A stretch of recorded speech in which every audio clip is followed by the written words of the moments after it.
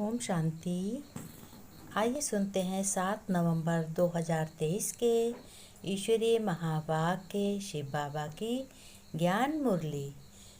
बाबा ने कहा, तुम बच्चों, पढ़ाई तुम्हें पूरा ध्यान देना है। इस पढ़ाई पर तुम्हें बहुत बहुत ध्यान देना है। अगर तुम पढ़ोगे नहीं तो मैनर्स तुम्हारे कैसे सुधरेंगे। शिव बाबा ने बच्चों को बताया, सेंसिबल बन ज्ञान की हर पॉइंट को धारण करना है तुम्हें। श्री श्री की श्रीमत पर चलने वाले ही भगवान की दिल पर चढ़ते हैं, वही फिर उनकी तख्त पर बैठेंगे। तो अब बुद्धि के कपाट खोलो बच्चों। तुम्हें सर्विस का शौक होना चाहिए, सबको सुख देना है ना। इसीलिए तो बड़े बड़े बीमारी है देह अभिमान की। सबसे ज़्यादा अभिमान है देह अहंकार का। तो इस देह भान से ही अब विकार आते हैं, फिर धारणा भी नहीं होती। तो सारे विकार तुम्हें नष्ट करने हैं। जब अपने को आत्मा निश्चर बाप को याद करोगे यानी भगवान को, तब देह अभिमान टूटेगा। फिर बाबा ने कहा, बाप समान तुमको निरहंकारी भी बनना है। शिव बाबा परमपिता निरहंकारी है। तुम्हें बाहर का कोई भी दिखावा आदि नहीं करना है। मनुष्य बेचारे बहुत दुखी हैं। अब तुम्हें रहमदिल बन सबको समझाना है कि कैसे भगवान से वर्षा मिलता है यानी हक मिलता है। महिमा सारी एक शिव बाबा की है, वही सेवियर है। इसलिए विचार सागर मंथन बच्चों करके पहले पहले बाप की सारी तुम्हें महिमा सुननी है और सुनानी ही है। आज्ञाकारी बच्चों को ही बाप बहुत प्यार करते हैं। अब तुम्हें सब कुछ एक्सचेंज करना है। देह सहित जो कुछ है उन सब का मुझे वारिश बनाओ। बोलो कि भगवान मुझे वारिश बनाओ। शिव बालक को वारिश बनाए। बाबा ने कहा, बच्चों, तुम्हें बहुत ही सावधान होकर पढ़ाई पर पूरा ध्यान देना है।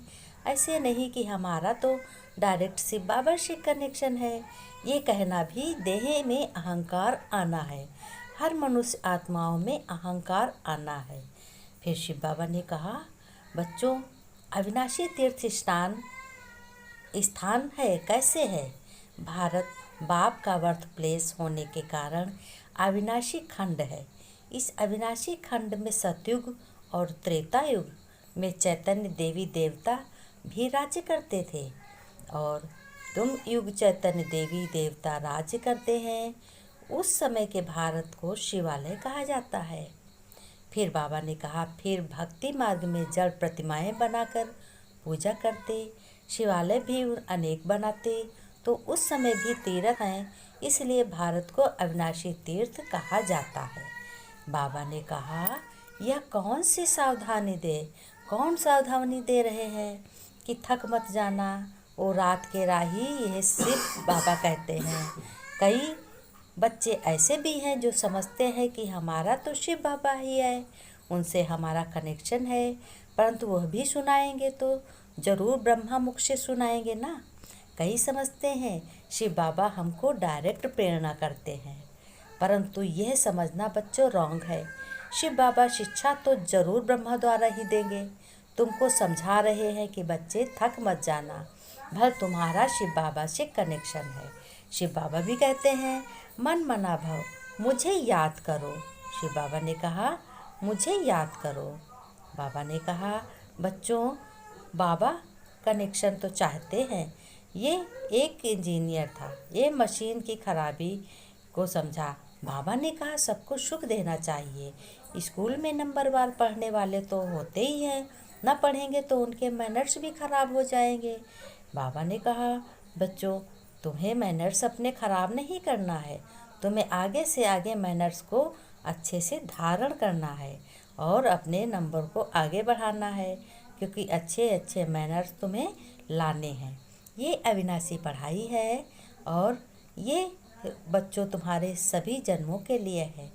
भल तुम्हारा बाप जिसने शरीर दिया है, शरीर का जन्म दिया है, वो जितने जन्म लोगे उतने बाप बदलेंगे। लेकिन शिव बाबा ने कहा, बच्चों, ये बाप, मैं तो तुम्हारा एक ही बाप रहूँगा हमेशा। चाहे तुम कितने भी जन्म लो। फिर बाबा ने धारणा में बताया कि किसी से भी बच्चों रूठकर पढ़ाई छोड़ना नहीं है, देह अभिमान छोड़ स्वयं पर रहम करना है और बाप समान निरहंकारी सभी बच्चों को बनना है। अच्छे अच्छे मैनर्स धारण करने हैं, सबको सुख देना, आज्ञाकारी होकर रहना है। फिर बाबा ने वरदान में कहा है बच्चों फिर बाबा ने वरदान में कहा बच्चों, एक एक नया वरदान तुम्हें मैं रोज़ देता हूँ। अब सुनो कौन सा वरदान है।